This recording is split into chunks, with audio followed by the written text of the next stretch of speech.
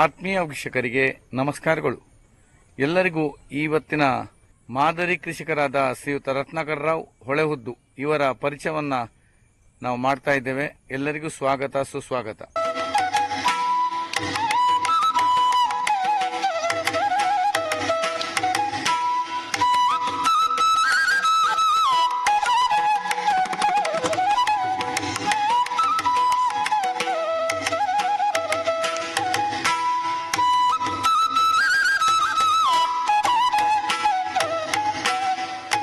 ನಿಮ್ಮನ್ನ ಸ್ವಾಗತ ಮಾಡಲಿಕ್ಕೆ ಇದೀಗ ಇಲ್ಲಿ ಟಾಮಿ ನಿಂತಿದೆ. ಶ್ರೀಯುತ ರತ್ನಾಕರ್ ರಾಯರ ಹಳೆಯ ಮನೆ, ಇತಿಹಾಸವಿರುವಂತಹ ಈ ಹಳೆಯ ಮನೆ ತುಂಬ ವಿಶೇಷವಾಗಿದೆ.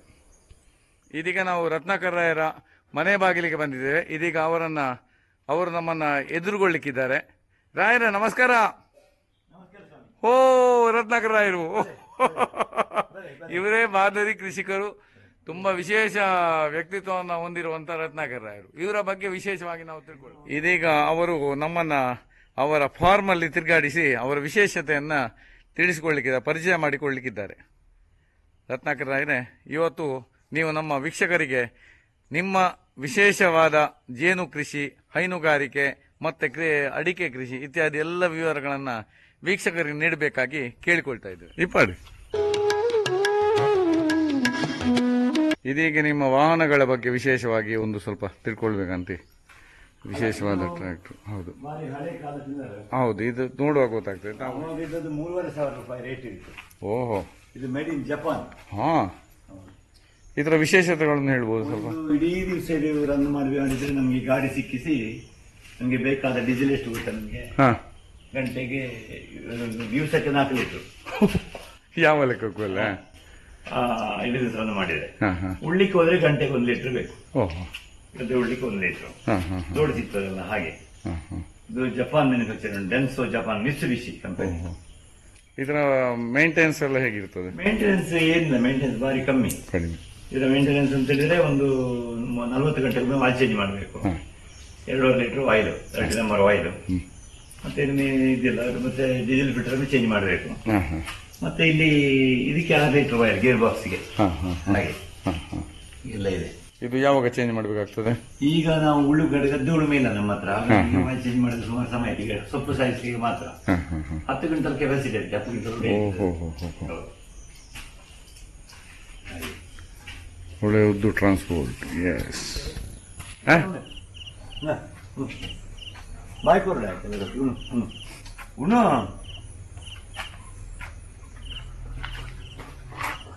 ಅದೇ ಉಣ್ಣಿ ಮಂಡಿ ಉಂಡೆ ತಿನ್ನ ಮಗ. ಹುಷಾರ್, ಗುಡ್ ಬಾಯ್. ಉಣಿಯ ಉಣಿಯ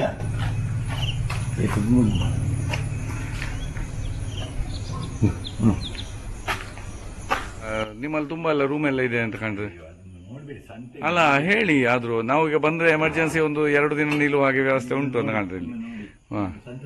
ತುಂಬಾ ಚೆನ್ನಾಗಿದೆ. ಹೌದು, ಇದು ಕಮ್ಮಿ ಇದೆ. 200 ಕರೆಂಟ್ ಉಂಟಲ್ಲ, ನೀವು ಇದನ್ನು ಒತ್ತಿರಿ ಜಾಸ್ತಿ ಮಾಡಿಕೊಳ್ಬಹುದು. ನಿಮ್ಗೆ ಬೇಕಾದ್ರೆ ಇವತ್ತಿನ ನಾವು ಇದು ಟ್ರಾನ್ಸ್ಫರ್, ಮಿನಿ ಟ್ರಾನ್ಸ್ಫರ್ ಮಾಡಿ ಹಾಗೆ ಇದೊಂದು ವ್ಯವಸ್ಥೆ ಆಯ್ತಾ. ಮತ್ತೆ ಒಳಗಿಂದ ಇನ್ವರ್ಟರ್ ಇದೆ, ಇನ್ವರ್ಟರ್ ಆಯ್ತಾ. ಅಕಸ್ಮಾತ್ ಒಂದು ಕೈ ಇಟ್ಟರೆ ಕೈ ಕೊಟ್ಟರೆ ಪುನೊಂದು ಲಾಡ್ಜಿಂಗ್, ಗ್ಯಾರೇಜ್ ವ್ಯವಸ್ಥಿತವಾಗಿಲ್ಲ, ಒಟ್ಟಾರೆ ಉಂಟು. ಇರ್ಲಿ, ಉಂಟು. ಟೂಲ್ಸ್ ಎಲ್ಲ ನೋಡಿ ಇಟ್ಟಿದೆ ಅಲ್ಲಿ. ಯಾವ ಇದಕ್ಕೆ ಹೋಗಿದ್ದು ಸಿಸ್ಟಮ್. ಅದ್ಭುತ ಅದ್ಭುತ. ಟೂಲ್ಸ್ ಇಲ್ಲದೆ ಬಾಕಿ ಆಯ್ತು ಅಂತ ಇಲ್ಲ, ಯಾವ್ದು ಬೇಕಾದ್ರೆ ಎನಿ ಟೈಮ್ ರಿಪೇರಿ ಮಾಡಬಹುದು, ಅಷ್ಟು ವ್ಯವಸ್ಥೆ. ಹೌದಪ್ಪ, ಹೇಳಿ ಈ ಗೋಬರ್ ಗ್ಯಾಸಿನ ಬಗ್ಗೆ. ಗೋಬರ್ ಗ್ಯಾಸು 1 ಗಂಟೆಗೆ 1 ಲೀಟರ್ ಡೀಸೆಲ್ ಬೇಕಿದೆ. ಇದು ಸಣ್ಣ ಬೆಲ್ಟ್ ಹಾಕಿದ್ರೆ ಜನರೇಟರ್, ಇದು ದೊಡ್ಡ ಬೆಲ್ಟ್ ಹಾಕಿದ್ರೆ ಇಲ್ಲಿ ಹಲ್ಲರ್ ಇತ್ತು, ಅದಕ್ಕೆ ಕ್ಯಾನ್ಸಲ್ ಮಾಡಿದ್ದೇವೆ. ಈಗ ಅಕ್ಕಿ ಎಲ್ಲ ಕಮ್ಮಿ ಆಗಿದೆ ಗೊತ್ತಾ. ಇದನ್ನ ಅಟ್ಟದಲ್ಲಿ ಹಾಕಿದ್ದೇವೆ ಆಯ್ತಾ. ಇದಾಗಿ ಜನರೇಟರ್. ಇದಕ್ಕೆ ನಾವು ಗೋಬರ್ ಗ್ಯಾಸ್ ಕನೆಕ್ಷನ್ ಕೊಟ್ಟಿದ್ದೇವೆ. ಗೋಬರ್ ಗ್ಯಾಸ್ ಕನೆಕ್ಷನ್ ಕೊಟ್ರೆ 1 ಗಂಟೆಗೆ 250 ಲೀಟರ್ ಡೀಸೆಲ್ ಸಾಕು. 250 ml ನಷ್ಟು ನಿಮಗೆ ಇದು ಗ್ಯಾಸ್ ಫೀಡ್ ಆಗ್ತದೆ. ಸೊ ಹಾಗಾಗಿ ಈಗ ದನಗಳು ಸ್ವಲ್ಪ ಕಮ್ಮಿ ಆಗಿದೆ. ಈಗ ಅಷ್ಟು ರನ್ ಮಾಡಲಿಲ್ಲ ಅಂದ್ರೆ ದನಗಳು 40 ದನಗಳಿರುವಾಗ ಗ್ಯಾಸ್ ನಮಗೆ ನಮ್ಮ ಬಚ್ಚಲ ಮನೆಗೂ ಇದೆ ಗೋಬರ್ ಗ್ಯಾಸೇ, ಕೆಲಸವರಿಗೂ 2 ಒಲೆ ಇದೆ, ಅದಕ್ಕೆ ಗೋಬರ್ ಗ್ಯಾಸೇ. ಅದನ್ನೆಲ್ಲ ಜನರೇಟರ್ ಕೂಡ ಇದರಲ್ಲಿ ರನ್ ಆಗ್ತಿತ್ತು. ಹೀಗೆ ಹಾಗಾಗಿ ಗೋಬರ್ ಗ್ಯಾಸ್ ಅಂತ ಹೇಳೋದು ಶಕ್ತಿಯ ಮೂಲ ಅದೊಂದು ಬಹಳ ಚೆನ್ನಾಗಿದೆ. ಇದು ದೊಡ್ಡ ಜನರೇಟರ್. ಇದಕ್ಕೂ ನೀವು ಕೊಟ್ಟಿದ್ದೀರಿ? ಇದಕ್ಕೆ ಕೊಡಲಿಲ್ಲ. ಇದು ಯಾಕೆಂದ್ರೆ ಹಾನ ಪ್ಯಾಕೆಟ್ ಮಾಡಲಿಕ್ಕೆ ಮತ್ತೆ ಅಲ್ಲಿ ಕಂಪ್ರೆಸರ್ ರನ್ ಆಗಲಿಕ್ಕೆ ಇದು 12 ಕಿಲೋವಾಟ್ ಇದೆ ಜನರೇಟರ್. ಹಳೆಯ ಕೊಟ್ಟಿಗೆ. ಸುದೆಯೋ ಕನ್ನಡ ಸವಿನುಡಿಯೋ ಕುಮಾರವ್ಯಾಸನ ಜೇನ ಬಗ್ಗೆ ಮಂಡಿಗೆ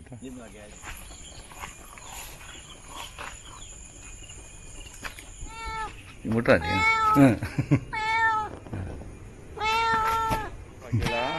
ರಾಜು ಬಗ್ಗೆಲ್ಲ ಹಾವು ನೋಡಿ ವಿಶೇಷವಾಗಿ ಕೊಕ್ಕೋ ಕಾಳುಮೆಣಸು.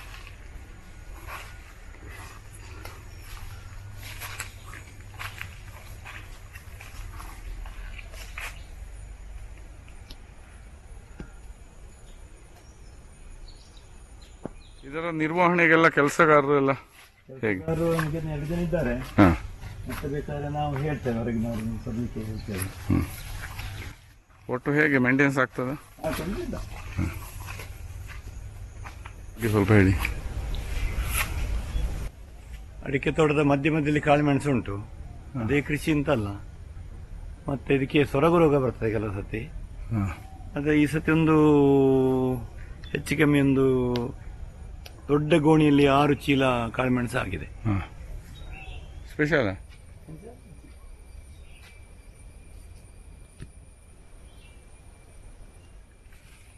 ಕೊಕ್ಕೋ ಅಡಿಕೆ ತೋಟದ ಮಧ್ಯದಲ್ಲಿ ಅದಕ್ಕೆ ನೆರಳು ಬೇಕು. ಅದೇ ತೋಟ ಮಾಡಲಿಕ್ಕೆ ಆಗುದಿಲ್ಲ. ನೆರಳು ಬೇಕು, ನೀರು ಬೇಕು. ನಿಮ್ಮಲ್ಲಿ ಎಷ್ಟು ಸಸಿ ಇದೆ? ನಮ್ಮ ಹತ್ರ ಒಂದು 400 ಸಸಿ ಇದೆ ಚಿಕನ್. ಎಷ್ಟು ಕೊಕ್ಕೋ ಮಾಡ್ತೀರಿ? ಕೊಕ್ಕೋ ಎವರೇಜ್ ನಮಗೆ ಒಂದು ಸೀಸನಲ್ಲಿ ಒಂದು ವಾರಕ್ಕೆ ಒಂದು 60 ಕೆಜಿ ಕೊಕ್ಕೋ ಸಿಗ್ತದೆ. 60ರಿಂದ 70 ಕೆಜಿ. ಲಾಭದಾಯಕವಾ? ಲಾಭದಾಯಕ. ಉಪಬೇಳೆ ಅದು. ಹಾಗೆ ಹೇಗೆ? ಬಾಳೆ ನಮ್ಗೆ ಎಲೆಗೋಸ್ಕರ ಹಾಕಿದ್ದು. ಬಾಳೆ ಕೃಷಿ ಅಂತಲ್ಲ, ಎಲೆ ಬೇಕಲ್ಲ ಮನೆಗೆ, ಎಲೆ ಬೇಕಾಗ್ತದೆ ಹಾಕಿದ್ದು. ಚೆನ್ನಾಗಿದೆ.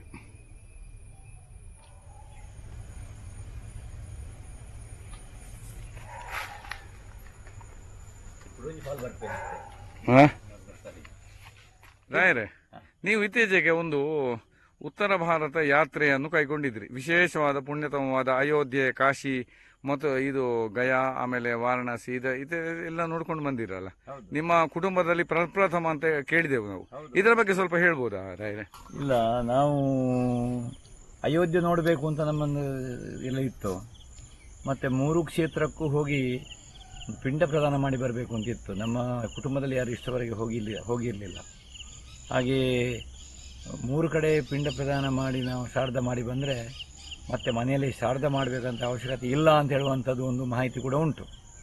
ಆಯಿತಾ? ಇದಕ್ಕೆ ಅಪವಾದ ಕೂಡ ಉಂಟು. ಇನ್ನೊಬ್ರು ಹೇಳ್ತಾರೆ, ನಿಮ್ಮ ಕೈಕಾಲು ಸರಿಗಿರುವವರೆಗೆ ನೀವು ಅಲ್ಲಿ ಮಾಡಿದ್ದೇವೆ ಶ್ರಾದ್ದ ಅಂತ ಸುಮ್ಮನೆ ಕೂತ್ಕೊಳ್ಬಾರ್ದು, ಮತ್ತೆ ಮಾಡಬೇಕು ಅಂತ ಕೂಡ ಹೇಳ್ತಾ ಇದ್ದಾರೆ. ಹಾಗಾಗಿ ನಾವು ಅಯೋಧ್ಯೆಗೆ ಹೋದೆವು.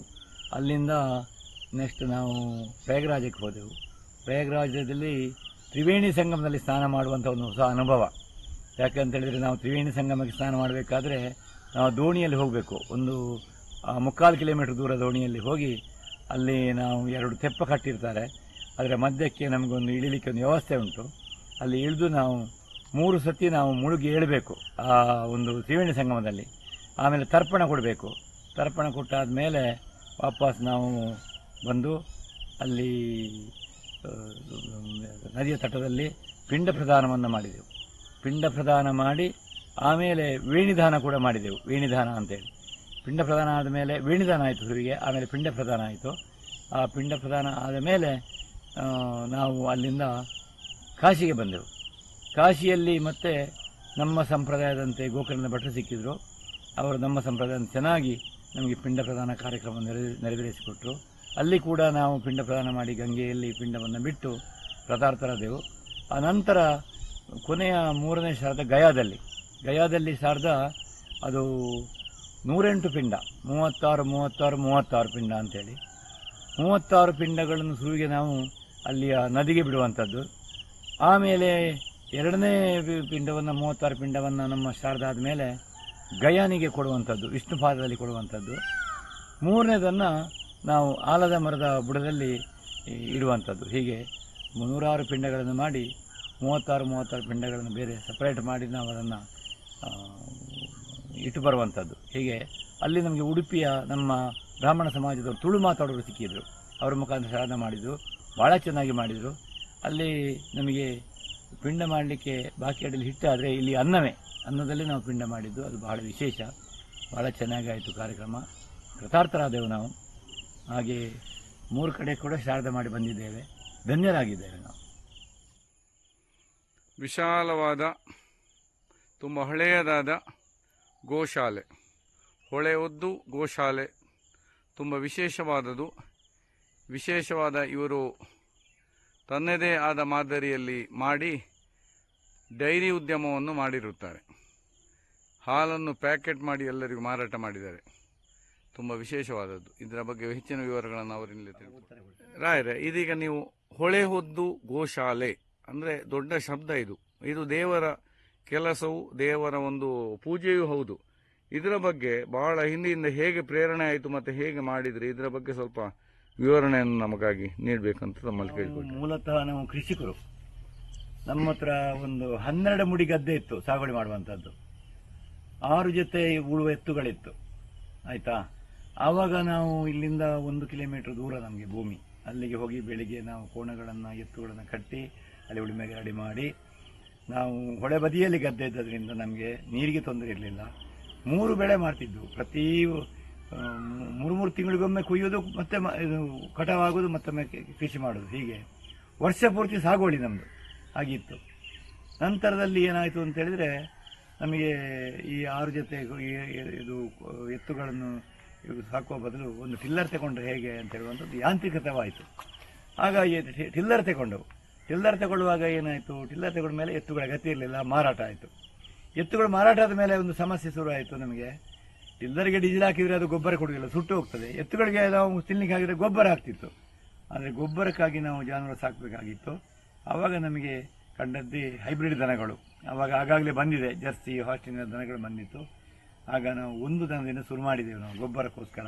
ಸಾಮಾನ್ಯ ಎಷ್ಟನೇ ಇಸ್ವಿಯಲ್ಲಿ? ಸಾಮಾನ್ಯ 85ನೇ ಇಸ್ವಿಯಲ್ಲಿ. ಇದು 85 ಇಸ್ವಿಯಲ್ಲಿ ನಾವು ಪ್ರಾರಂಭ ಮಾಡಿದೆವು. ಮಾಡ್ತಾ ಒಂದು ದನ ಇದ್ದದ್ದು 2 ಆಯಿತು, 2 ಇದ್ದದ್ದು 4 ಆಯಿತು, 4 ಇದ್ದದ್ದು 8 ಆಯಿತು, 8 ಇದ್ದದ್ದು 12 ಆಯಿತು. 12 ಆಗುವಾಗ ನಮ್ಮದು ಹಳೆ ಹಟ್ಟಿ, ಅಲ್ಲಿ ಜಾಗ ಇಲ್ಲ ಅಂತ ಇದ್ದ, ಜಾನುವಾರುಗಳನ್ನು ಕಟ್ಟಲಿಕ್ಕೆ ಜಾಗ ಇಲ್ಲ ಅಂತ ಆಯಿತು. ಆವಾಗ ನಾವು 24 ದನ ಕಟ್ಟುವಂಥ ದೊಡ್ಡ ಹಟ್ಟಿಯನ್ನು ಕಟ್ಟಿದ್ದೆವು. ವಿದ್ಯುಕ್ತವಾಗಿ ಅದು 92ರಲ್ಲಿ ಅದನ್ನು ನಾವು ಇಲ್ಲಿ ಹಟ್ಟಿ ಕಟ್ಟಿದೆವು. 24 ದನ ಕಟ್ಟಿದೆವು. ಕಟ್ಟಿದ ಮೇಲೆ ಏನಾಯಿತು ಅಂತ ಹೇಳಿದರೆ, ಇದೂ ಸಾಕಾಗುವುದಿಲ್ಲ ಅಂತ ಆಯಿತು.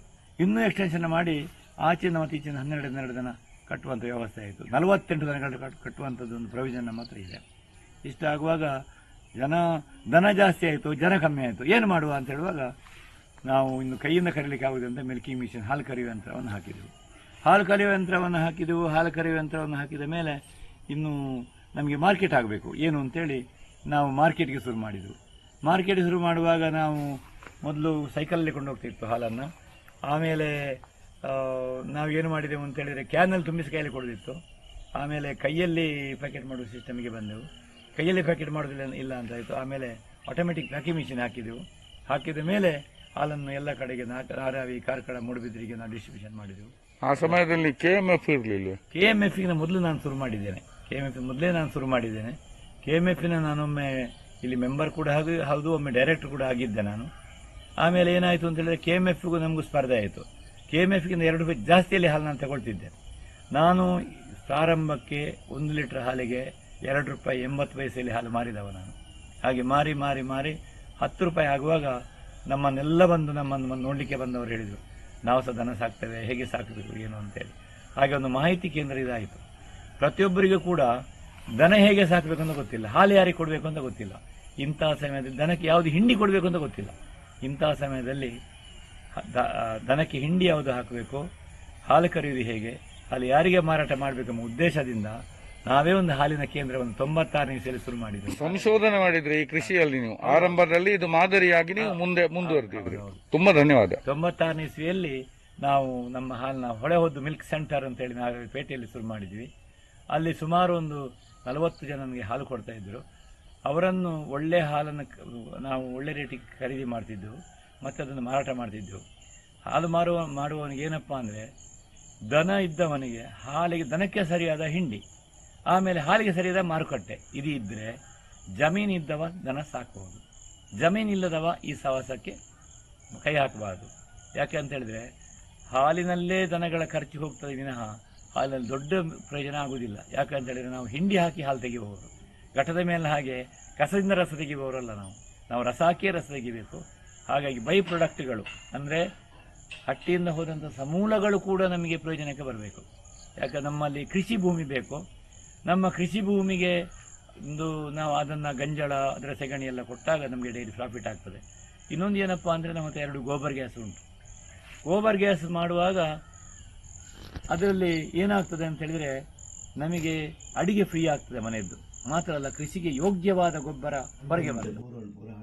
ಕೆಲಸದವರಿಗಾಗಿ ಮಂಚ ಮಾಡಿದರೆ ಮೇಲ್ಗಡೆ ವ್ಯವಸ್ಥಿತವಾಗಿ ಅದಕ್ಕೆ ಫ್ಯಾನ್ ವ್ಯವಸ್ಥೆ ಎಲ್ಲವನ್ನು ಅಳವಡಿಸಿದಲ್ಲಿ ದನಗಳ ಸ್ವಚ್ಛಂದ ತುಂಬಾ ಚಂದ.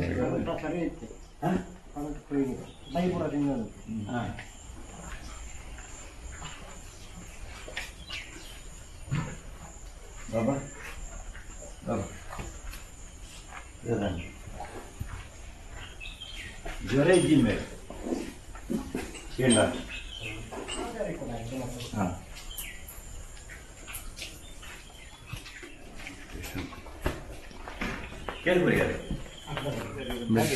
ಅವರಿಗೆ ಹಾಲು ಕೊಡ್ತಿದ್ದೇನೆ. BMC ಹಾಲಿನ ಪ್ಯಾಕಿಂಗ್ ಮಿಷನ್, ಒಂದು ಮಿನಿ KMF ಆಗಿತ್ತು ಇದು ಒಂದು ಕಾಲದಲ್ಲಿ. ಎಲ್ಲ ವಿಚಾರಗಳು ಇವರಲ್ಲಿತ್ತು, ಫ್ರಿಜ್ಜಿಂಗ್ ಸಿಚುವೇಶನ್.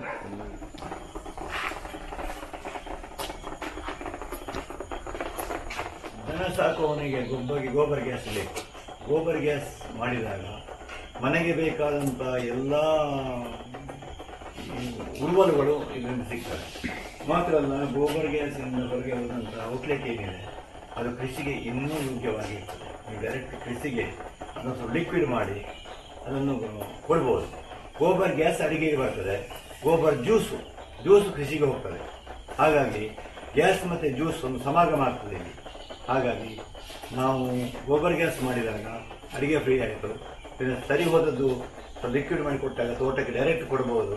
ಅದರಲ್ಲಿ ಕೃಷಿಗೆ ಹಾನಿಯಾಗುವಂಥ ಅಂಶವು ನಮಗೆ ಅಡಿಗೆಗೆ ಬರ್ತದೆ. ಹಾಗಾಗಿ ಗೋಬರ್ ಗ್ಯಾಸ್ ಬೇಕು. ಇದು ನಮಗೆ ಡೈರಿಗೆ ಲಾಭಗಳು. ಇದು ಯಾವಾಗಲೂ ಡೈರಿಯಲ್ಲಿ ಬೈ ಪ್ರಾಡಕ್ಟ್ಗಳು 100% ಯುಟಿಲೈಸ್ ಆದಾಗ ಡೈರಿ ಪ್ರಾಫಿಟ್ ಆಗ್ತದೆ. ನಾವು ಹಾಲನ್ನು ಮನೆಗೆ ಕೊಂಡೋಗಿ ಹೇಗೆ ಕುಡಿಯುವುದಾ ಅಥವಾ ನಾವು ಡಿಪೋಗೆ ಅಥವಾ ಹೋಟೆಲ್ಗೆ ಕೊಂಡೋಗಿ ಮಾರಾಟ ಮಾಡ್ತೇವ, ಹಟ್ಟಿಯಿಂದ ಹೋಗುವ ಸಮೂಲಗಳು ಕೂಡ ಒಂದು ಕಡೆ ಶೇಖರಣೆ ಆಗಿ ನಮ್ಮ ಕೃಷಿ ಭೂಮಿಗೆ ಅದು ಉಪಯೋಗ ಆದಾಗ ನಮಗೆ ಲಾಭ ಆಗ್ತದೆ. ಡೈರಿ ಮಾಡುವ ಮೊದಲು ಅಥವಾ ಗೋಬರ್ ಗ್ಯಾಸ್ ಮಾಡುವ ಮೊದಲು ಒಂದು ತೆಂಗಿನ ಮರದಲ್ಲಿ 25 ತೆಂಗಿನಕಾಯಿ ಹಾಕಿತ್ತು. ಡೈರಿ ಆದ ಮೇಲೆ ಈಗ 150 ತೆಂಗಿನಕಾಯಿ ಆಗ್ತದೆ. ಇದು 100 ತೆಂಗಿನಕಾಯಿ ಡೈರಿಯ ಲಾಭಕ್ಕೆ ಬರ್ತದೆ. ಹಾಗೆ ಅಡಿಕೆ ತೋಟದಲ್ಲಿ ಕೂಡ ಹಾಗೆ. ಅಡಿಕೆ ತೋಟಕ್ಕೆ ನಾವು ಇಲ್ಲಿಯ ನೈಸರ್ಗಿಕವಾದ ಗೊಬ್ಬರ ಹಾಕುವ ಮೊದಲು ನಾವು ಕೆಮಿಕಲ್ ಹಾಕ್ತಿದ್ದು, ಆ ಕೆಮಿಕಲ್ ಅನ್ನು ಉಳಿಯಿತು. ಪ್ಲಸ್ ಈ ಗೊಬ್ಬರವನ್ನು ಹಾಕಿದಾಗ, ನೈಸರ್ಗಿಕ ಗೊಬ್ಬರ ಹಾಕಿದಾಗ 2 ಗೊನೆ ಆಗ್ತಿತ್ತು ಅಡಿಕೆ, ಈಗ 5 ಗೊನೆ ಅಡಿಕೆ ಆಗ್ತದೆ ಅಂತ ಹೇಳಿದ್ರೆ ಆ 3 ಗೊನೆ ಪ್ರಾಫಿಟ್ ಡೈರಿಗೆ ಬರ್ತದೆ. ಹಾಗೆ ಪ್ರತ್ಯಕ್ಷ ಲಾಭಕ್ಕಿಂತ ಪರೋಕ್ಷ ಲಾಭ ಡೈರಿಗೆ ಹೆಚ್ಚು. ಇದನ್ನೆಲ್ಲ ಅರಿತುಕೊಡಬೇಕು. ನಾವು ಕೇವಲ ದನ, ಬ್ಯಾಂಕ್ ಸಾಲ, ಆಮೇಲೆ ನಮಗೆ ಹಾಲು, ಇದಿಷ್ಟಲ್ಲೇ ಡೈರಿ ನಡೆಯುವುದಿಲ್ಲ. ವಿಸ್ತಾರವಾಗಿ ತಗೊಳ್ಬೇಕು. ಕೇಳುವಾಗಲೇ ನಮ್ಗೆ ಹೇಳ್ತಾರೆ, ನೀನು ದನ ಸಾಕ್ತೀಯಾ ಅಂತ ಕೇಳುವಾಗ ದನ ಬೇಡ ಅಂತ ಹೇಳ್ತಾರೆ. ಅಣ್ಣ ಸಾಲ ಉಂಟು ನಿನಗೆ ಸಾಕ್ತೀಯಾ? ಬೇಡ ಹೇಳ್ತಾರೆ. ಅಣ್ಣ ಇನ್ಸೂರೆನ್ಸ್ ಉಂಟು ಸಾಕ್ತೀಯಾ? ಆಗಲೇ ಇರಲಿ ಹೇಳ್ತಾನೆ. ಸಾಲ ಸಬ್ಸಿಡಿ ಉಂಟು ದನ ಸಾಕುದು, ಇನ್ಸೂರೆನ್ಸ್ ಉಂಟು ದನ ಕೊಲ್ಲುದು, ಆಯ್ತಲ್ಲ. ಇಂಥ ಸ್ಥಿತಿಯಲ್ಲಿ ಕಲ್ಪನೆ ಹಾಗೆ. ಹಾಗಾಗಿ ಇದು ಅಲ್ಲ ಕಲ್ಪನೆ. ನಮಗೇನಪ್ಪ ಅಂತ ಹೇಳಿದ್ರೆ, ಅದು ದನವನ್ನು ಸಾಕಬೇಕು. ಸಾಕಿದ ಮೇಲೆ ಹೆಣ್ಣು ಕರುಗಳೇ ಹಾಕ್ತಾ ಹೋದ್ರೆ ಒಂದು ವೇಳೆ 1 ಕರು ಹಾಕಿತು, 2ನೇ ಕರು ಹಾಕಿತು, 3ನೇ ಕರು ಹಾಕುವಾಗ ಸುರುವಿನ ಕರುಪಿನ ತಾಯಿ ಆಗ್ತದೆ. ಆವಾಗ 3ನೇ ಕರುವಿನ ದನವನ್ನು ಮಾರಿದಾಗ ಆವಾಗ 50,000 60,000ಕ್ಕೆ ದನ ನಮಗೆ ಮಾರಾಟ ಆಗ್ತದೆ. ಮಾತ್ರ ಅಲ್ಲ, ಹಾಲು ಕೂಡ ಅದಕ್ಕೆ ಬೇಕಾದಷ್ಟು ಇರ್ತದೆ. ಈ ಸುರುವಿನ ಕರುವಿನ ಹಾಲು ಕೊಡ್ಲಿಕ್ಕೆ ಆಗ್ತದೆ. ಇದು ದೊಡ್ಡ ಚಕ್ರ ಅಂತ ಹೇಳಿದ ಹಾಗೆ. ಹೆಣ್ಣು ಕರುವೇ ಹಾಕಿದ್ರೆ ನಮಗೆ ಅದು ಲಾಭ ಆಗ್ತದೆ. ಹಾಗಾಗಿ ನಾವು ಇದನ್ನು ದೊಡ್ಡ ಒಂದು ಚಕ್ರ ಅಂತ ಹೇಳ್ಕೊಂಡ್ರೆ ಇದು ಪ್ರಾಫಿಟ್ ಆಗಬಹುದು, ದೊಡ್ಡ ಒಂದು ಇದು. ಮತ್ತೆ ಇದಕ್ಕೆ ಹ್ಯೂಮನ್ ಪವರ್ ಇದು ಬೇಕು ನಮ್ಗೆ ಯಾವಾಗಲೂ. ಹಾಗೆ ಡೈರಿಯಲ್ಲಿ ಕೆಲಸ ಮಾಡುವವರಿಗೆ ಒಂಥರ ಮನೆಯವನಿಗೆ ರಜೆ ಇಲ್ಲ, ಅವನಿಗೆ ಮದುವೆ ಮುಂಜಿ ಇಲ್ಲ. ದನಕ್ಕೆ ಅವನು ಕರುವಿಗೆ ಗೂಟ ಮತ್ತು ಹಗ್ಗ ಕಟ್ಟಿರ್ತಾನೆ, ಗೂಟ ಮತ್ತು ಹಗ್ಗ ಇಲ್ಲದೆ ಇವನು ಆ ಗೂಟಕ್ಕೆ ಕಟ್ಟಿಕೊಂಡಿರ್ತಾನೆ. ಎಲ್ಲಿ ಮದುವೆಗೆ ಹೋದ್ರೂ ಕೂಡ ಅವ 3 ಗಂಟೆಗೆ ಅಲ್ಲಿ ಊಟ ಬಿಟ್ಟು ಮನೆಗೆ ಊಟಕ್ಕೆ ಮದುವೆ ಮನೆಗೆ ಬರಬೇಕು, ಇಂಥ ಸ್ಥಿತಿ. ಸೊ ಹಾಗಾಗಿ ಡೈರಿ ಅಂತ ಹೇಳುವಂಥದ್ದು ಒಂದು ಚಕ್ರ. ಮತ್ತು ಆಂಬ್ಯುಲೆನ್ಸ್ ಸರ್ವಿಸ್ 24 hours ಇಂಟು ಏನು 24 ಇಂಟು 2 ಹೇಳ್ತೇವಲ್ಲ ನಾವು, ಹಾಗೆ ಬೇಕು. ಯಾಕಾದಾಗ ಮಾತ್ರ ಡೈರಿಯಲ್ಲಿ ಪ್ರಾಫಿಟ್ ಆಗ್ತದೆ. ಇದು ರೆಡಿ ಇದೆ. ಹಾಲನ್ನು ಶೇಖರಣೆ ಮಾಡಿದಾಗ ಇದನ್ನು ಕೂಡ ಶೇಖರಣೆ ಮಾಡಿದ್ದೇವೆ. ಸ್ಲರಿ. ಇದು ನಮ್ದು ಗೋಬರ್ ಗ್ಯಾಸಿನ 2 ಗೋಬರ್ ಗ್ಯಾಸ್ ಇದೆ. ಒಂದಕ್ಕೆ ನಾವು ಸೆಕೆಂಡ್ ಕಲಿಸ್ತೇವೆ, ಒಂದರ ಔಟ್ಲೆಟ್ ಮತ್ತೊಂದು ಇಲ್ನೆಟ್ಟು, ಎರಡರಲ್ಲೂ ಅಷ್ಟು ಗ್ಯಾಸ್ ಇದೆ. ಅದೆರಡು ಹೋಗಿ ಇಲ್ಲಿ ಬಂದು ಇದು ಶೇಖರಣೆ ಆಗ್ತದೆ. ಇದಕ್ಕೆ ಈ ಸ್ಲರಿಯ ಒಟ್ಟಿಗೆ ಹಟ್ಟಿ ತೊಳೆದ ನೀರು, ದನ ತೊಳೆದ ನೀರು, ದನದ ಮೂತ್ರ ಎಲ್ಲವೂ ಶೇಖರಣೆ ಆಗಿ ಇದು ಜ್ಯೂಸ್ ಆಗ್ತದೆ. ಸುಮಾರು 20,000 ಲೀಟರ್ ಇದರ ನೀರುಂಟು. ಸುಮಾರು 8 ಫೀಟ್ ಆಳ ಉಂಟು ಇದು ಕೆಳಗೆ. ಇದಕ್ಕೆ ವಾಸನೆಯೂ ಇಲ್ಲ, ವಾಸನೆಯೂ ಬರುವುದಿಲ್ಲ. ನೋಡಿ, ಒಂದೇ ಒಂದು ಸೊಳ್ಳೆ ಹಾರಾಡುದಿಲ್ಲ. ಹೌದು. ಹಾಗಾಗಿ ಕೃಷಿಗೆ ಯೋಗ್ಯವಾಗಿ ಇದಕ್ಕೆ ಸ್ಲರಿ ಪಂಪ್ ಹಾಕಿದ್ದೇವೆ. ಈ ಪಂಪ್ ಅಲ್ಲಿ ನಮ್ದು ಎಲ್ಲ ತೋಟಕ್ಕೆ ಇದನ್ನು ಸ್ಲರಿಯನ್ನು ಕೊಡ್ತೇವೆ. ಇದು ಅಲ್ಲಿ ಇರಿಗೇಷನ್ ಪೈಪ್ ಲೈನ್ ಬೇರೆ ಉಂಟು, ಸರಿಗೇಷನ್ ಪೈಪ್ ಬೇರೆ ಉಂಟು. ಮಾಡಿಕೊಳ್ಳೋರು ಯಾರು ಗೊತ್ತಿಲ್ಲ. ಇದಕ್ಕೆ 50 kg ಕಟ್ಟಿಗೆ, ಜೇನು ಬಂದ 50 kg ಕಟ್ಟಿಗೆ, 5 ಕ್ವಿಂಟಲ್ ಹಣ್ಣಡಿಕೆ, 80 ಡಿಗ್ರಿ ಸೆಂಟಿಗ್ರೇಡು, 24 ಗಂಟೆ ನೀವು ಅಡಿಕೆ ಸುಲಿದು ಮಾಡಬಹುದು. ಓಹೋ, ಅಷ್ಟೊಂದು ಟೆಕ್ನಾಲಜಿ.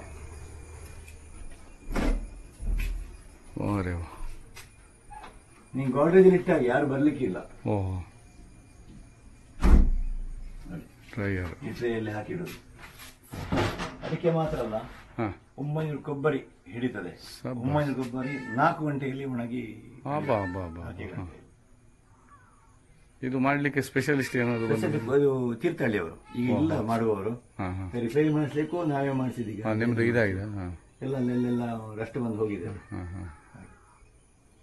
ಇದರಲ್ಲಿ ಏನೆಲ್ಲ ಬಳಕೆ ಆಗಿದೆ? ಮಣ್ಣು, ಕಬ್ಬಿಣ, ಮಣ್ಣು ಮತ್ತೆ ಹುತ್ತದ ಮಣ್ಣು ಮತ್ತೆ ಸಿಮೆಂಟ್ ಅದನ್ನ ಹಾಕಿ ಕಟ್ಟುದು ಅವರು. ಮತ್ತೆ ಹಲೋ ಬ್ಲಾಕ್, ತೂತಿರುವಂತದ್ದು ಬ್ಲಾಕ್. ಇದು 97ನೇ ಸೇಲಿ ಮಾಡಿದ್ದು. ಓಹೋ,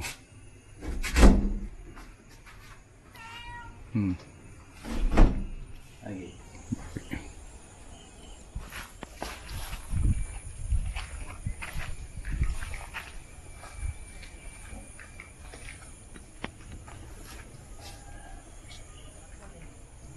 ಇದು ಗಾಂಧಾರಿ ಮೆಣಸು. ಇದು ಆರೋಗ್ಯಕ್ಕೆ ಭಾರಿ ಒಳ್ಳೆಯದು ಅಂತ ಇತ್ಲಾಗಿನ ಸಂಶೋಧನೆಯಿಂದ ಗೊತ್ತಾಗಿದೆ. ಗ್ಯಾಸ್ಟ್ರಿಕ್ ಇರುವವರಿಗೆ ಗ್ಯಾಸ್ಟ್ರಿಕ್ಗೆ ಒಳ್ಳೆಯ ಔಷಧಿ. ಆ ಮೆಣಸಿಗಿಂತ ಈ ಗಾಂಧಾರಿ ಮೆಣಸು ಒಳ್ಳೆಯದು ಅಂತೇಳಿ. ಹಾಗೆ ನಮ್ಮಲ್ಲಿ ಕೆಲಸದವರು ಯಾವಾಗಲೂ ಮಧ್ಯಾಹ್ನಕ್ಕೆ ಊಟ ಕೊಂಡು ಹೋಗುವಾಗ 4 ಮೆಣಸು ಮಜ್ಜಿಗೆಗೆ ಅದನ್ನು ಇಂಥದ್ದು ಹುಡಿ ಮಾಡಿ ಹಾಕಿ ಮಜ್ಜಿಗೆಯನ್ನು ಕುಡಿತಾರೆ. ಹಾಗಾಗಿ ಇದು ಒಳ್ಳೆಯದು ಅಂತ ಹೇಳುವಂಥದ್ದು. ಭಾಳ ಕೆಜಿಗೆ ತುಂಬ ಬೆಲೆ ಬಾಳ್ತದೆ, 1000 ರೂಪಾಯಿ ರೇಟ್ ಇದೆ ಅಂತ ಹೇಳ್ತಾರೆ ಕೆಜಿಗೆ. ಆದರೆ ಇಲ್ಲಿ ಹಕ್ಕಿಗಳು ಬಿಡುವುದಿಲ್ಲ, ತಿಂತವೆ. ಅದು ಈಗ ಇಷ್ಟು ಉಂಟು, ತೋಟದಲ್ಲಿ ಸಹ ಇತ್ತು, ಎಲ್ಲ ಹಕ್ಕಿಗಳು ಬಿಡುವುದಿಲ್ಲ, ತಿಂತಾ ಇರ್ತವೆ ಅವುಗಳನ್ನು. ಹೀಗೆ ತರಕಾರಿ ಎಲ್ಲ ತುಂಬ ಚೆನ್ನಾಗಿ ಬೆಳೆಸ್ತಾರೆ, ಮನೆಗೆ ಬೇಕಾದೆಲ್ಲ. ಇವರಲ್ಲಿ ಜೇನು ಕೃಷಿಯೂ ಇದೆ. ಇದೀಗ ನೋಡಿ, ಜೇನು ತಗೊಂಡು ಬರ್ತಾ ಇದ್ದೀವಿ. ಇದರದೆಲ್ಲ ಮಗೆ ಮಾಡ್ಕೊಂಡು ಅವು ಬರಡು. ನಿಮ್ಮಲ್ಲಿ ಎಷ್ಟಿದು ಜೇನು ಪೆಟ್ಟಿಗೆ ಇದೆ? ಒಂದು ಈ ವರ್ಷ ಒಂದು 10-15 ಪೆಟ್ಟಿಗೆ ಗೂಡಿದೆ. ಓಹೋ. ಮತ್ತೆ ಇದು ಮಳೆಗಾಲದಲ್ಲಿ ಜೇನು ತೆಗಿಲಿಕ್ಕೆ ಆಗುದಿಲ್ಲ. ಸುಮಾರು ಜನವರಿ, ನಮ್ಮ ಫೆಬ್ರವರಿ, ಮಾರ್ಚ್, ಏಪ್ರಿಲ್ ಜೇನು ತೆಗಿಬೇಕು. ಮತ್ತೆ ಮಳೆಗಾಲದಲ್ಲಿ ಫುಡ್ ನಾವು ಕೊಡಬೇಕದು, ಆಯ್ತಲ್ಲ. ಮತ್ತೆ ನೋಡಿ, ಈ ರೀತಿ ಒಂದು ವ್ಯವಸ್ಥೆ ಮಾಡಿದ್ದೇವೆ. ಯಾಕಂತ ಇದಕ್ಕೆ ದೊಡ್ಡೊಂದು ಕೂಡೋಲು ಅಂತ ಅದು ಕೂಡಿಯಲ್ಲಿ ಬಾರಿ ಹೊಡಿತದೆ, ಅದನ್ನೇ ಈ ನೊಣವನ್ನೇ ಕಚ್ಚಿಕೊಂಡು ಹೋಗ್ತದೆ. ಅದಕ್ಕೋಸ್ಕರ ಈ ವ್ಯವಸ್ಥೆ ಮಾಡಿದ್ದೇವೆ. ತುಂಬ ಒಂದು ಕಳೆದ ವರ್ಷ ಮಗ ಒಂದು 30 kg 60 kg ಜೇನು ಮಾರಿದ್ದಾನೆ. ಕಳೆದ ವರ್ಷ ನಮಗೆ ಇಲ್ಲಿ ಹಾಡಿಗೆ ಕಡಿಯಿತು. ಅದು ಸ್ವಲ್ಪ ಅದಕ್ಕೆ ಬೇಕಾದಷ್ಟು ಅದಕ್ಕೆ ಪರಾಗ ಸಿಗಲಿಲ್ಲ, ಹಾಗಾಗಿ ಸ್ವಲ್ಪ ಇಳುವರಿ ಕಮ್ಮಿ. ಈ ಸತಿ ಏನಾಗ್ತದೆ ನೋಡ್ಬೇಕು, 2 ವರ್ಷ ಆಯಿತು ಮಾಡಿದೀಗ, ಆಯ್ತಾ. ಮತ್ತೆ ಮುಜಂಟಿ ಕೃಷಿ ಕೂಡ ಉಂಟಾ, ಒಂದೆಲ್ಲ ಇಟ್ಟಿದ್ದಾನೆ. ಹಾಗೆ ಇದು ನಾವು ಬೇಕಾದವರಿಗೆ ಇಲ್ಲಿಂದ ಕೊಡ್ತೇವೆ. ಇಲ್ಲಾಂದ್ರೆ ನಮ್ಮದು ಶೈಲೇಶ್ ಮರಾಠ ಅಂತ ಇದ್ದಾರೆ, ಅವರಿಗೆ ಕೊಟ್ಟು ಬಿಡ್ತೇವೆ. ಅವರೆಲ್ಲರಿಗೆ ಒಂದು ಡಿಸ್ಟ್ರಿಬ್ಯೂಷನ್. ತೆಂಗಿನ ಮರಗಳಿವೆ, ತುಳಸಿ ಎಲ್ಲ ತುಂಬ ಬೆಳೀತಾ ಇದೆ. ಹಾಗೆ ಒಳ್ಳೆಯ ಆಮ್ಲಜನಕದ ಲಭ್ಯತೆ ಇದೆ ಈ ವಾತಾವರಣದಲ್ಲಿ. ಇವರ ಮನೆಯ ನಾಗಮನವನ್ನು ನಿರೀಕ್ಷಿಸಿಕೊಂಡು ಬರೋಣ. ನಮ್ಮ ಮನೆಯ ನಾಗಬನ. ನಾಗರ ಪಂಚಮಿಗೆ ವಿಶೇಷವಾಗಿ ಇದಕ್ಕೆ ನಾವು ಹಾಲೆರೆಯುವ ಕ್ರಮ ಉಂಟು. ಇದಕ್ಕೆ ಸಂಬಂಧಪಟ್ಟಂತೆ ಇದಕ್ಕೆ ಒಂದು 50 ಜನ ಬೇರೆ ಹೊರಗಿನವರು ಸಹ ಇದ್ದಾರೆ. ಅವರು ಸಹ ನಾಗರ ಪಂಚಮಿ ಬರ್ತಾರೆ. ಗಂಟಲಕಟ್ಟೆ, ಆಮೇಲೆ ತೆಳ್ಳಾರು, ಆಮೇಲೆ ಕಾರ್ಕಳದಿಂದ ಸುಮಾರು ಜನ ಇದಕ್ಕೆ ಮೂಲನಾಗ ಅಂತ ಅವ್ರದ್ದು ಸಹ ಇದೆ. ಬದಿಯ ಕಲ್ಲು ಅವ್ರದ್ದಂತೆ, ನನ್ನ ಅಜ್ಜಿಯರು ಸ್ಥಾಪನೆ ಮಾಡಿದ್ದು ಅಂತ ಹೇಳಿ ಅವರು ಸಹ ಬರ್ತಾರೆ. ಅವರಿಗೆ ಸಹ ಇಲ್ಲಿ ಬಂದು ಅವರ ಹರಿಕೆ ಸೇವೆಯನ್ನು ಒಪ್ಪಿಸ್ತಾರೆ. ಅವರಿಗೆ ತುಂಬ ಇಲ್ಲಿಂದ ಒಳ್ಳೆಯದಾಗಿದೆ. ಮಕ್ಕಳಾಗದ ಅವರಿಗೆ ಮಕ್ಕಳು ಕೂಡ ಆಗಿದೆ ಅಂತ ಹೇಳಿ ಇಲ್ಲಿ ಪ್ರತಿ ವರ್ಷಕ್ಕೆ ಒಂದು ಆದ ಮೇಲೆ ಅದಕ್ಕೆ ಒಂದು ತೀರ್ಥವನ್ನು ಹಾಕುವ ಕ್ರಮ ಉಂಟು ಪ್ರತಿನಿತ್ಯ. ನಾಗಬ್ರಹ್ಮ ಎಲ್ಲ ಇದೆ. ನಾಗಬ್ರಹ್ಮ ಎಲ್ಲ ಇದೆ. ನಾಗಕನ್ನಿಕೆ, ನಾಗಕನ್ನಿಕೆ. ದೈವಗಳ ಸ್ಥಾನವೂ ಇಲ್ಲಿದೆ. ಇದರಲ್ಲಿ ದುಗಲಾಯ, ಸಹಸ್ರಮಾಕಳಿ, ಮೈಸಂತಾಯ 3 ದೈವಗಳಿದ್ದಾವೆ. ಇದರಲ್ಲಿ ಪಂಜುರ್ಲಿ, ಒಂಟಿ ಪಂಜುರ್ಲಿ ಇರುವುದು, ಅಣ್ಣ ಪಂಜುರ್ಲಿ ಅಂತ ಹೇಳ್ತಾರೆ. ನಮ್ಮದು 3 ವರ್ಷಕ್ಕಿಂತ ಒಂದು ದೊಡ್ಡ ನೇಮ ಆಯ್ತು ಇಲ್ಲಿ. ದುಗಲಾಯ, ಸಹಸ್ರಮಾಕಳಿ, ಮೈಸಂತಾಯ. ಸಹಸ್ರಮಾಕಳಿ ಅಂದರೆ ರಕ್ತೇಶ್ವರಿ ಅಂತ ನಾವು ಹೇಳ್ತೇವೆ ಇದಕ್ಕೆ, ದುಗಲಾಯ ಮತ್ತು ಮೈಸಂತಾಯ. ಮತ್ತು ಇಲ್ಲಿ ಪಂಜುರ್ಲಿ. ಪಂಜುರ್ಲಿಗೆ ಇದಕ್ಕೆ ಕಟ್ಟಲಿಕ್ಕೆ ಪಾಣರಲ್ಲ, ಇದಕ್ಕೆ ಪರವರು ಕಟ್ಟಲಿಕ್ಕೆ ಒಂಟಿ ಪಂಜುರ್ಲಿಗೆ. ಹೀಗೆ ಇದರಲ್ಲಿ 3, ಇದು 1.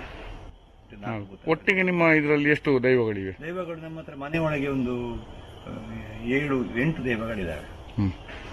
ಇಲ್ಲದ ಪಂಜುರ್ಲಿ, ಉಮ್ಮದ ಪಂಜುರ್ಲಿ, ಕಾಂತಾರ ಪಂಜುರ್ಲಿ, ಮರ್ದಾಳ ಜುಮಾತಿ, ದಾರಂಬಳ್ಳಾಳ್ತಿ, ಕೊಡಮಣಿತ್ತಾಯಿ. ಇದು ನಮ್ಮ ಮೇಯರಿಗೆಯ ಭೂತಗಳು. ಆಮೇಲೆ ಕುಟುಂಬದ ದೈವಗಳು ಒತ್ತೆ ಪಂಜುರ್ಲಿ, ವಾರ್ತಾಳಿ ವಾರಾಹಿ ಅಂತ ಕರೀತೇವೆ ಅದನ್ನು ಇನ್ನೊಂದು ಅರ್ಥದಲ್ಲಿ. ಒತ್ತೆ ಪಂಜುರ್ಲಿ ಅಂತ ಹೇಳ್ತಾರೆ, ಕಲ್ಲುಟಿ ಪಂಜುರ್ಲಿ ಅಂತ ಹೇಳ್ತಾರೆ. ಒಟ್ಟಿಗೆ ಎಷ್ಟು ದೈವಗಳಾಗ್ತವೆ? ಒಟ್ಟಿಗೆ ಅಲ್ಲಿ 8, ಇಲ್ಲಿ 4, 8, 4, 12 ದೈವಗಳು. ಹಾಗೆ ನೇಮೋತ್ಸವ ಅಂದ್ರೆ ತುಂಬಾ ವಿಜೃಂಭಣೆಯಾಗಿ ನಡೀತದೆ. ವಿಜೃಂಭಣೆ ನೇಮ, ಅವುಗಳಿಗೆ ನೇಮ ಇಲ್ಲ. ಯಾವುದಂತ ಹೇಳಿದ್ರೆ ಮೈಯರಿಗೆ ಭೂತಗಳು ಹೇಳಿದೆ ನಾನು, ಅದಕ್ಕೆ ಇಲ್ಲ. ನೇಮೋತ್ಸವ ಆಗುವುದು ಒಂದು ಜಾಗದ ದೈವಗಳಿಗೆ, ಯುಗಾಲಯ, ಸಹಸ್ರಮಗಳೇ, ಮೈಸಂದಾಯ ಮತ್ತೆ ಪಂಜುರ್ಲಿ. ಮತ್ತೆ ಕುಟುಂಬದ ದೈವಗಳಂದ್ರೆ ವಾರ್ತಾಳಿ ವಾರಾಹಿ, ಅವುಗಳಿಗೆ ಮಾತ್ರ ನೇಮ ಆಗ್ತದೆ. ನೇಮ ಆಗುವಂಥದ್ದು ಒಂದು ಹೇಳಿ ನಿಮಗೆ ಗೊತ್ತಿರ್ಬೋದು. ನನಗೆ ಫಸ್ಟ್ ನಂದಿದ್ದೇನೆ ಆಯ್ತಾ, ಅದು ತಂದು ಲಾಸ್ಟಿಗೆ ಒಂದು ಆಡೆಡ್ ವಾಟರ್ ಇಷ್ಟು ಅಂತ ಬರ್ತದೆ. ಅಲ್ಲಿ ಜಗಳ ಹಿಡ್ಕೊಡುದು ನಮಗೆ, ಎಲ್ಲೂ ನೀರು ಬಾರ್ದು ಹೋಗುವ ಮನೆಗೆ ಹೋಗುವ.